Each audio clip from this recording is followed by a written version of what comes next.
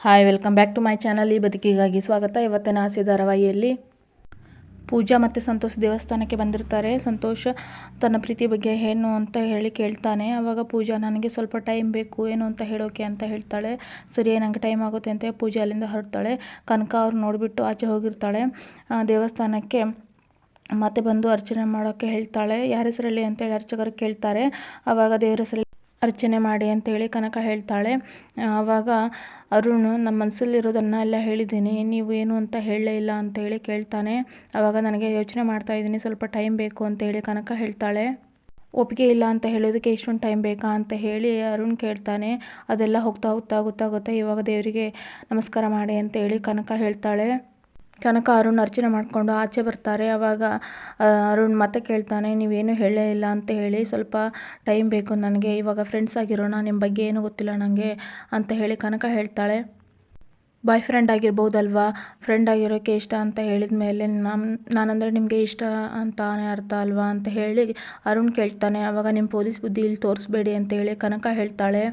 ಆವಾಗ ಅರುಣ್, ನಮ್ಮಮ್ಮ ನನ್ನ ಮದುವೆ ಬಗ್ಗೆ ತುಂಬ ಅರ್ಜೆಂಟ್ ಮಾಡ್ತಾ ಇದ್ದಾರೆ, ಅದಕ್ಕೆ ಹೇಳ್ತಾ ಇದ್ದೀನಿ ಅಂತ ಹೇಳಿದಾಗ ಬೇಕಾದರೆ ಅಂತ ಹೇಳಿ ಕನಕ ಹೇಳ್ತಿದ್ದಂಗೆ ಸರಿ ವೆಯ್ಟ್ ಮಾಡ್ತೀನಿ ಅಂತೇಳಿ ಅರುಣ್ ಹೇಳ್ತಾನೆ. ಅಲ್ಲಿಂದ ಕನಕ ಅರುಣ್ ಹೊರಟೋಗ್ತಾರೆ. ಇನ್ನು ಕೇಶವಮೂರ್ತಿ ಮನೆಯಲ್ಲಿ ಮದುವೆ ಮಾತುಕತೆ ನಡೀತಾ ಇರುತ್ತೆ. ಅದಕ್ಕೆ ಎಷ್ಟು ಅಮೌಂಟು ಅಂತೇಳಿ ಲೆಕ್ಕಾಚಾರ ಬರಿತಾ ಇರ್ತಾರೆ. ಆವಾಗ ಅಲ್ಲಿಗೆ ಸೂರ್ಯ ಮೀನಾ ಬರ್ತಾರೆ. ಸೂರ್ಯ, ಏನಂಕಲ್ ಲೆಕ್ಕಾಚಾರ ಎಲ್ಲ ಕ್ಯಾಲ್ಕುಲೇಷನ್ ಜೋರಾಗಿದೆ ಅಂತ ಹೇಳಿ ಬರ್ತಾರೆ. ಬಾಪ ಸರಿಯಾದ ಟೈಮಿಗೆ ಬಂದಿ ನೀನು ಅಂತ ಹೇಳಿ ಸುನಂದ ಮತ್ತು ಕೇಶವಮೂರ್ತಿ ಹೇಳ್ತಾರೆ. ಮೀನಾ, ನಿನಗೆ ಡೆಕೋರೇಷನ್ಗೆ ಹೂವಿನ ಖರ್ಚಿಗೆ ಎಷ್ಟಾಗುತ್ತಮ್ಮ ಅಂತ ಹೇಳಿ ಕೇಳಿದಾಗ, ಅದೇನು ಬೇಡ ಅಂಕಲ್, ನನಗೆ ಹೂವಿಗೆ ಅಷ್ಟೇ ಕೊಟ್ಟರೆ ಸಾಕು ಅಂತ ಹೇಳಿ ಹೇಳ್ತಾಳೆ. ಒಂದು 8,000 ಅಂತ ಹೇಳಿ, ಒಂದು 10,000 ಬರಿತೀನಮ್ಮ ಅಂತೇಳಿ ಕೇಶವ ಹೇಳ್ತಾನೆ. ಮತ್ತು ನಿನಗೆ 2 ಕಾರು ಓಡಾಡೋಕ್ಕೆ ಎಷ್ಟು ಅಮೌಂಟ್ ಖರ್ಚಾಗುತ್ತೆ ಅಂತ ಹೇಳಿ ಕೇಶವ ಸೂರ್ಯನ ಕೇಳ್ತಿದ್ದಂಗೆ, ಸೂರ್ಯ ನನ್ನ ಡೀಸೆಲಿಗೆ ಅಂತೇಳಿ ಒಂದು 4,000 ಅಷ್ಟೇ ಸಾಕು ಅಂಕಲ್ ನನಗೆ ಅಂತ ಹೇಳಿದಾಗ, ಒಂದು 8,000 ಬರಿತೀನಿ ಅಂತ ಹೇಳ್ತಾನೆ ಕೇಶವ. ಆವಾಗ ಸೂರ್ಯ, ಏನಂಕಲ್ ಎಲ್ಲ ಡಬಲ್ ಬರಿತಾ ಇದ್ದೀರಾ ಅಂತ ಹೇಳಿದಾಗ ಕೇಶವಮೂರ್ತಿ, ದುಡ್ಡು ಸಾಲದಾದರೆ ಅವಮಾನ ಆಗುತ್ತೆ, ಮಿಕ್ಕಿದ್ರೆ ಪರವಾಗಿಲ್ಲ ಅಂತ ಹೇಳ್ತಾನೆ. ಆವಾಗ ಸುಂದ್ರಿ, ಮೀನಾ, ಹುಡುಗಿಗೆ ಮೇಕಪ್ ಮಾಡೋಕ್ಕೆ ಎಷ್ಟು ಅಮೌಂಟ್ ಆಗುತ್ತಮ್ಮ ಖರ್ಚು ಅಂತ ಹೇಳಿದಾಗ, ತಡೀರಿ ಕೇಳ್ತೀನಿ ಅಂತ ಹೇಳಿ ರೋಹಿಣಿಗೆ ಕಾಲ್ ಮಾಡ್ತಾಳೆ ಮೀನಾ. ರೋಹಿಣಿಯವರೇ ಬ್ಯುಸಿ ಇದ್ದೀರಾ ಅಂತ ಕೇಳಿದಾಗ ರೋಹಿಣಿ ಚುಚ್ಚು ಮಾತಿನಿಂದ, ನಾನು ಫ್ರೀ ಆಗಿರೋಕ್ಕೆ ನೀವಾ ಅಂತ ಹೇಳಿ ಕೇಳ್ತಾಳೆ. ಮುಜುಗರಕ್ಕೊಳಗಾದ ಮೀನಾ, ಅಲ್ಲ, ನಾವು ಮೇಕಪ್ ಮಾಡೋಕ್ಕೆ ಹೇಳಿದ್ವಲ್ಲ ಕೇಶವಮೂರ್ತಿ ಅವ್ರ ಮಗಳ ಮದುವೆಗೆ, ಅದಕ್ಕೆ ಎಷ್ಟು ಅಮೌಂಟ್ ಖರ್ಚಾಗ್ಬೋದು ಅಂತ ಹೇಳಿ ಕೇಳಿದಾಗ 15,000ದಿಂದ 1,00,000ವರೆಗೂ ಅಂತ ಹೇಳಿ ರೋಹಿಣಿ ಹೇಳ್ತಾಳೆ. ಅದನ್ನು ಕೇಳಿಬಿಟ್ಟು ಮೀನಾ, ಒಂದು 15,000 ಆದರೆ ಸಾಕು, ಕಡಿಮೆ ಮಾಡ್ಕೊಳಕ್ಕಾಗುತ್ತಾ ಅಂತ ಹೇಳಿ ಕೇಳಿದಾಗ, ಸರಿ 12,000ಕ್ಕೆ ಮಾಡ್ತೇನೆ, ಅದಕ್ಕಿಂತ ₹1 ಕಡಿಮೆ ಕೂಡ ನಾನು ತೊಗೊಳ್ಳಲ್ಲ ಅಂತ ಹೇಳಿ ರೋಹಿಣಿ ಹೇಳ್ತಾಳೆ. ಆಯಿತು ಅಂತ ಹೇಳಿ ಹೇಳ್ತೀನಿ ಅಂತೇಳಿ ಮೀನಾ ಕಾಲ್ ಕಟ್ ಮಾಡ್ತಾಳೆ. ಇನ್ನು ಸೂರ್ಯ ಕೇಶವಮೂರ್ತಿಯವರಿಗೆ, ಅಂಕಲ್ ಸಣ್ಣ ಪುಟ್ಟ ಖರ್ಚು ಹೆಚ್ಚಾಯಿತು ಅಂತ ಹೇಳಿ ನಿಮ್ಮ ತಲೆ ಕೂದಲೆಲ್ಲ ಉದುರಿಸ್ಕೋಬೇಡಿ, ನೀವು ನಮಗೆ ಹೇಳಿ, ನಮ್ಮವ್ರು ತಮ್ಮವರು ಅಂತ ನಾವಿರೋದು ಯಾಕೆ ಹೇಳಿ ಅಂತ ಹೇಳಿ ಹೇಳ್ತಾನೆ. ಹಾಗೆ ಭವಾನಿ, ನಾವು ಬಂದು ಎಷ್ಟೊತ್ತಾಯ್ತಮ್ಮ, ಹೊಡೆದೋಗಿರೋ ಹಾಲಲ್ಲಿ ಕಾಫಿನೋ ಟೀನೋ ಹಾರ್ಲಿಕ್ಸೋ ಏನಾದರೂ ಮಾಡಿಕೊಂಡು ತೊಗೊಂಬಂದು ನಮ್ಮ ತಲೆ ಮೇಲೆ ಸುರಿಬಾರ್ದ ಅಂತ ಹೇಳಿದಾಗ, ಸರಿ ಅಣ್ಣ ಮಾಡ್ಕೊಂಬರ್ತಾನೆ ಅಂತೇಳಿ ಭವಾನಿ ಎದ್ದೊಳಗೆ ಹೋಗ್ತಾಳೆ. ಹಾಗೆ ಕಾಲ್ ಬರುತ್ತೆ ಕೇಶವ್ ಅವರಿಗೆ. ಅದು ಮೇಕೆ ಮಂಜಣ್ಣಂದೇ ಆಗಿರುತ್ತೆ. ಬೀಗರು ಕಾಲ್ ಮಾಡಿದ್ದಾರೆ, ಬೀಗರ ಸೋದರ ಮಾವ ಅಂತ ಹೇಳಿ ಮಾತಾಡ್ತಾರೆ. ಆವಾಗ, ನೋಡಿ ಬೀಗ್ರೆ, ನೀವು ಖರ್ಚು ವೆಚ್ಚು ಅಂತ ಹೇಳಿ ಎಲ್ಲ ತಲೆ ಮೇಲೆ ಸುರ್ಕೋಬೇಡಿ, ನಮಗೆ ಧನಲಕ್ಷ್ಮಿಗಿಂತ ಮನೆ ಮಹಾಲಕ್ಷ್ಮಿ ಇಂಪಾರ್ಟೆಂಟು, ಮಹಾಲಕ್ಷ್ಮಿನ ಮಾತ್ರ ಕಳಿಸ್ಕೊಡಿ, ಧನಲಕ್ಷ್ಮಿ ನಿಮ್ಮ ಮನೇಲೇ ಇಟ್ಕೊಳ್ಳಿ ಅಂತೇಳಿ ಮೇಕೆ ಮಂಜಣ್ಣ ಮಾತಾಡ್ತಾನೆ.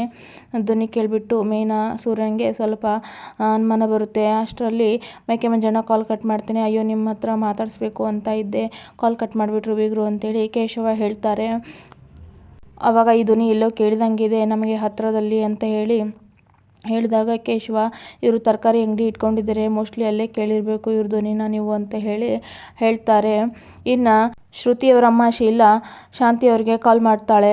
ಶಾಂತಿ, ಹೇಳಿ ಬೀಗ್ರೆ ಅಂತ ಹೇಳಿದಾಗ ಶೀಲಾ, ಏನು ಹೇಳೋದು, ನಿನ್ನೆ ಹೇಳಿದ್ದಲ್ಲ ಏನಾಯಿತು ಅಂದಾಗ, ಕೆಲ್ಸಕ್ಕೆ ಹೋಗಿದ್ದಾಳೆ, ಬರಲಿ ಮಾತಾಡ್ತೀನಿ ಅಂತ ಹೇಳಿ ಶಾಂತಿ ಹೇಳ್ತಾಳೆ. ಆವಾಗ ಏನು ಮಾತಾಡೋದು, ಕಾರ್ಯರೂಪಕ್ಕೆ ತರಬೇಕು ಅಂತ ಹೇಳಿದಾಗ, ಅಯ್ಯೋ, ನೀವಾಕೆ ಸಿಟ್ಟು ಮಾಡಿಕೊಂಡು ಹಂಚಿನ ಮೇಲೆ ಬಿದ್ದಿರೋ ಹಿಟ್ಟು ಥರ ಕೂಗಾಡ್ತಾ ಇದ್ದೀರಾ, ಹೇಳ್ತೀನಿ ಅಂತ ಅಂದಾಗ, ನನಗೆ ಡಬ್ಬಿಂಗ್ ಕೆಲಸಕ್ಕೆ ಹೋದಾಗ ಏನೋ ಕತ್ಲ ಕೋಣೆಯಲ್ಲಿ 4 ಮಾತಾಡ್ತಾಳೆ ಅಂತೇಳಿ ಸುಮ್ಮನಿದ್ದೆ, ಆದರೆ ಈಗ ಮಾಡ್ತಿರೋ ಕೆಲಸ ತುಂಬ ಹಿಂಸೆ ಮಾಡ್ತಾ ಇದೆ, ನೀವು ಸರಿಯಾಗಿ ಹೇಳಿ, ಶ್ರುತಿನ ಮಾತು ಕೇಳಿದರೆ ಈ ಥರ ಆಗ್ತಾ ಇರಲಿಲ್ಲ ಇವಾಗ ಅಂತ ಹೇಳಿದಾಗ, ಅಯ್ಯೋ ಏನು ಹೇಳ್ತಿದ್ದೀರಾ ಬಿಗ್ರೆ, ನಾವೇನು ಕೆಲ್ಸಕ್ಕೆ ಹೋಗು ಅಂತ ಹೇಳಿದ್ದೀವ, ಅಲ್ಲಿ ಅಕ್ಕಿ ತೊಳೆದ್ರೆ ಇಲ್ಲಿ ಅನ್ನ ಆಗಲ್ಲ ಅನ್ನೋ ಥರ ಮಾತಾಡ್ತಾ ಇದ್ದೀರಲ್ಲ ಅಂತ ಹೇಳಿ ಶಾಂತಿ ಗರಂ ಆಗ್ತಾಳೆ. ಸರಿ ಅಂತ ಹೇಳಿ ಕಾಲ್ ಕಟ್ ಮಾಡ್ತಾಳೆ ಶೀಲಾ. ಶಾಂತಿ ಒಬ್ಬಳೇ ಮಾತಾಡ್ತಾ ಬರಲಿ ಸೊಂಪ ಪುಡಿ ಮಾಡ್ತೀನಿ ಅಂತ ಅನ್ಕೊಂಡು ಕುಂತಿರ್ತಾಳೆ. ಆವಾಗ ರಂಗನಾಥ ಬಂದುಬಿಟ್ಟು ಏನೇ ಒಬ್ಬಳೊಬ್ಳೆ ಮಾತಾಡ್ತಾ ಇದೀಯಾ, ಈ ಥರ ಜನ ನೋಡಿಬಿಟ್ರೆ ಏನು ಅನ್ಕೊತಾರೆ ಅಂತಾನೆ. ಆವಾಗ ಶಾಂತಿ ಬನ್ನಿ ಕೂತ್ಕೊಳ್ಳಿ, ಕೈ ಬಂದು ತುತ್ತು ಬಾಯಿಗೆ ಬರಲಿಲ್ಲ ಅನ್ನೋ ಹಂಗಾಯ್ತು, ಆದರೆ ಇದು ತುತ್ತಲ್ಲ ರೀ ಮುತ್ತು ಮುತ್ತು ಅಂತ ಹೇಳ್ತಾಳೆ. ಆವಾಗ ರಂಗನಾಥ ಅದಕ್ಕೆ ನಾ ಹೇಳ್ತಾ ಇರೋದು, ಮುತ್ತು ಬಾಯಿಗೆ ಬಂದರೆ ಪ್ರಾಣನೇ ಹೊರಟೋಗ್ಬಿಡುತ್ತೆ ಅಂತ ಹೇಳ್ತಾನೆ. ಆವಾಗ ಅಯ್ಯೋ ನಮ್ಮ ಮಾತಿಗೆ ಹೇಳಿದೆ ರೀ ಅಂತ ಶಾಂತಿ ಹೇಳಿದಾಗ, ರಂಗನಾಥ ನಾನು ನಿಜವಾಗೂ ಹೇಳ್ತಾ ಇದ್ದೀನಿ ಅಂತಾನೆ.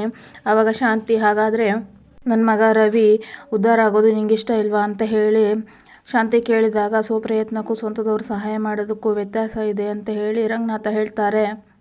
ಆವಾಗ ಶಾಂತಿ ನೋಡಿ ನಾನು ಒಂದು ಮಾತು ಹೇಳ್ತಾ ಇದ್ದೀನಿ ಕೇಳಿಸ್ಕೊಳ್ಳಿ, ಶ್ರುತಿ ಈ ಮನೆಯಲ್ಲಿ ಊಟ ಮಾಡಲ್ಲ, ಡೈನಿಂಗ್ ಟೇಬಲ್ ಮೇಲೆ ಕೂತ್ಕೊಳ್ಳಲ್ಲ, ಸ್ವಾಭಿಮಾನ ಅಂದರೆ ಆಗುತ್ತಾ, ಹಾಗೆ ಅವಳು ಹೇಗೆ ಈ ಮನೆಯನ್ನು ತನ್ನ ಮನೆ ಅಂತ ಅಂದ್ಕೊಂಡಿದ್ದಾಳೋ ಹಾಗೆ ರವಿಗೆ ಕೂಡ ಅವರು ಮಾವನ ಮನೆ ಸ್ವಂತ ಮನೆಯೇ, ಅವನಿಗೆ ಎಲ್ಲ ಅಧಿಕಾರ ಇದೆ ಅಲ್ಲಿ ಅಂತ ಹೇಳಿ ಹೇಳ್ತಾಳೆ.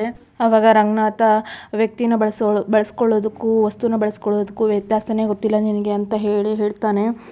ಶಾಂತಿ ನೀವು ಹೇಳಿದರೆ ರವಿ ಕೇಳ್ತಾನೆ, ಅವ್ರ ಸಹಾಯ ತಗೊಂಡು ಹೋಟೆಲ್ ಓಪನ್ ಮಾಡ್ತಾನೆ, ದೊಡ್ಡ ವ್ಯಕ್ತಿ ಆಗ್ತಾನೆ ಅಂತ ಹೇಳಿದಾಗ ರಂಗನಾಥ ನಾ ಏನೂ ಹೇಳಲ್ಲ ಅಂತ ಹೇಳಿ ಹೇಳ್ತಾನೆ. ಆವಾಗ ನಾನೇ ಹೇಳ್ತೀನಿ ಅಂತ ಹೇಳಿ ಶಾಂತಿ ಹೇಳ್ತಾಳೆ. ರವಿ ಶ್ರುತಿ ಮನೆಗೆ ಬರ್ತಾರೆ. ಈಗ ಬಂದ್ರಾ ಅಂತ ಹೇಳಿ ಶಾಂತಿ ಆವಾಗ ಅವ್ರನ್ನ ನಿಲ್ಸ್ಕೊಂಡು ಮಾತಾಡ್ತಾಳೆ.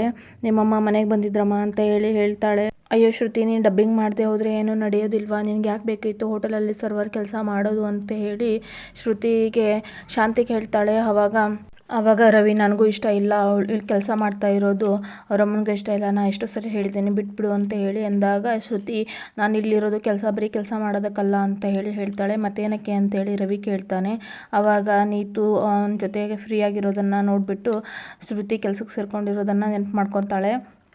ಹಾಗೆ ಅದು ನನಗೆ ಡಬ್ಬಿಂಗ್ ಪೇಮೆಂಟ್ ಶಾರ್ಟೇಜ್ ಆಗ್ತಿದೆ ಅದಕ್ಕೆ ಸೇರ್ಕೊಂಡಿದ್ದೀನಿ ಅಂತ ಹೇಳಿ ಶ್ರುತಿ ಹೇಳ್ತಾಳೆ. ಆವಾಗ ನಿಮ್ಮಮ್ಮ ಅಷ್ಟು ದೊಡ್ಡ ಹೋಟೆಲನ್ನು ಪರ್ಚೇಸ್ ಮಾಡ್ತೀನಿ ಅಂತ ಹೇಳ್ತಾ ಇದ್ದಾಳೆ, ಅಷ್ಟು ದೊಡ್ಡ ಹೋಟೆಲಿಗೆ ನೀನೇ ಓನರ್ ಆಗ್ತೀಯಾ ಅಂತ ಹೇಳಿ ಶಾಂತಿ ಹೇಳ್ತಾಳೆ. ಆವಾಗ ಸೂರ್ಯ ಹಾಗಂತ ಹೇಳಿ ನಿಮ್ಮಮ್ಮ ಇಲ್ಲಿ ಬಂದು ಚೆಕ್ ಕೊಟ್ಟಿದ್ದಾರೆ ಚೆಕ್ಕು ಅಂತ ಹೇಳಿದಾಗ ಇಲ್ಲಿ ಬಂದಿದ್ರಾ ಅಂತ ಹೇಳಿ ರವಿ ಕೇಳ್ತಾನೆ. ಬರೀ ಬರೋದಾ, ಬಂದು ಗಲಾಟೆ ಮಾಡಿ ಚೆಕ್ನ ಬರೆದು ಸೊಸೆ ಕೈಲಿ ದುಡಿಸ್ಕೋತಾ ಇದ್ದೀರಾ, ತಿನ್ನೋಕ್ಕೆ ಉಣ್ಣೋಕ್ಕೆ ಗತಿ ಇಲ್ಲ ಅಂತ ಹೇಳಿ ನನಗಂದು ನಮ್ಮ ಅಪ್ಪ ರಂಗಪ್ಪನಿಗೆ ಅಂದು ಮತ್ತು ನನ್ನ ಕೈಲಿ ಅನ್ಸ್ಕೊಂಡು ಹೊರಟೋದ್ರು ಅಂತ ಹೇಳ್ತಾನೆ ಸೂರ್ಯ. ಆವಾಗ ಮನೋಜ ಇವನು 50 ಕೋಟಿ ರೂಪಾಯಿನ ಆ ಚೆಕ್ಕಲ್ಲಿ ಬರ್ಕೊಂಡ ಅಂತ ಹೇಳಿ ಹೇಳಿದಾಗ ರೋಹಿಣಿ ಬರೀ ಬರೆಯೋದಲ್ಲ ಬರ್ಕೊಂಡು ಅವ್ರ ಮುಂದೆನೇ ಆ ಚೆಕ್ಕನ್ನು ಹರಿದು ಮುಖದ ಮೇಲೆ ಬಿಸಾಕಿದ ಸೂರ್ಯ ಅಂತ ಹೇಳಿದಾಗ ವಾಟ್ ಇಸ್ ದಿಸ್ ಸೂರ್ಯ ಅವರೇ ಅಂತೇಳಿ ಶ್ರುತಿ ಕೇಳ್ತಾಳೆ.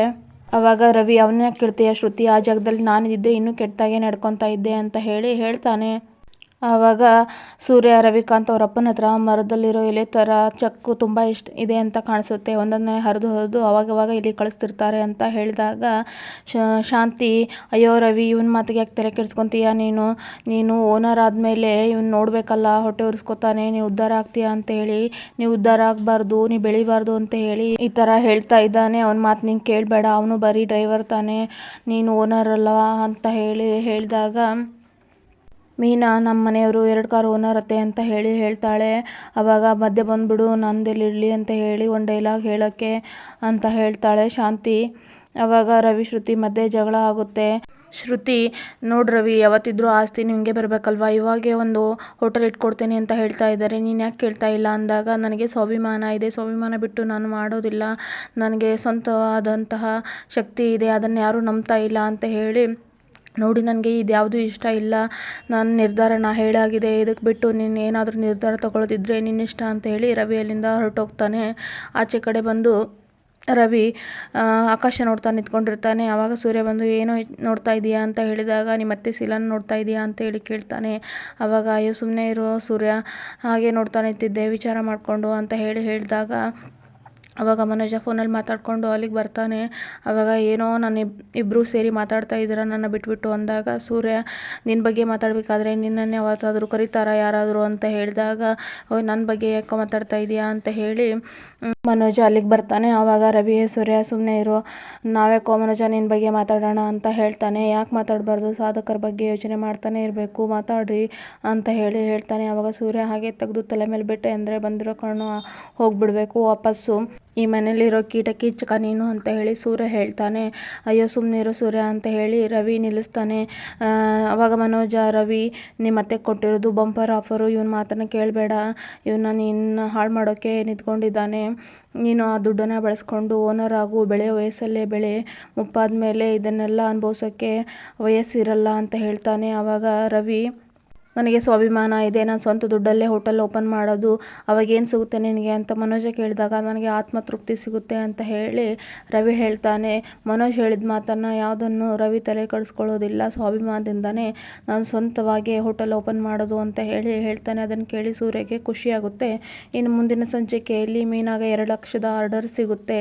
ಹಾಗೆ ಅವ್ರು 25,000 ಅಮೌಂಟ್ ಕೊಟ್ಟಿರ್ತಾರೆ. ಇನ್ನು ಉಳಿದಿದ್ದ ಅಮೌಂಟಿಗೆ ಸೂರ್ಯ, ಮೀನಾ ಮತ್ತೇನು ಪರದಾಡ್ತಾರೋ ಹಾಗೆ ಶಾಂತಿ ಇದನ್ನೆಲ್ಲ ಕೇಳಿಬಿಟ್ಟು ಹೊಟ್ಟೆ ಉರಿಸ್ಕೋತಾಳೆ. ಮುಂದಿನ ಸಂಚಿಕೆಯಲ್ಲಿ ಇದರ ಬಗ್ಗೆ ಸಂಪೂರ್ಣವಾಗಿ ತಿಳಿಯೋಣ. ಥ್ಯಾಂಕ್ಸ್ ಫಾರ್ ವಾಚಿಂಗ್ ಅಂತ ಹೇಳ್ತಾ, ಹಾಗೆ ನನ್ನ ಚಾನಲನ್ನು ಪ್ಲೀಸ್ ಸಬ್ಸ್ಕ್ರೈಬ್ ಮಾಡ್ಕೊಂಡು ನೋಡಿ, ಸಪೋರ್ಟ್ ಮಾಡಿ ಅಂತ ಕೇಳ್ತಾ, ಅಗೇನ್ ಥ್ಯಾಂಕ್ ಯು.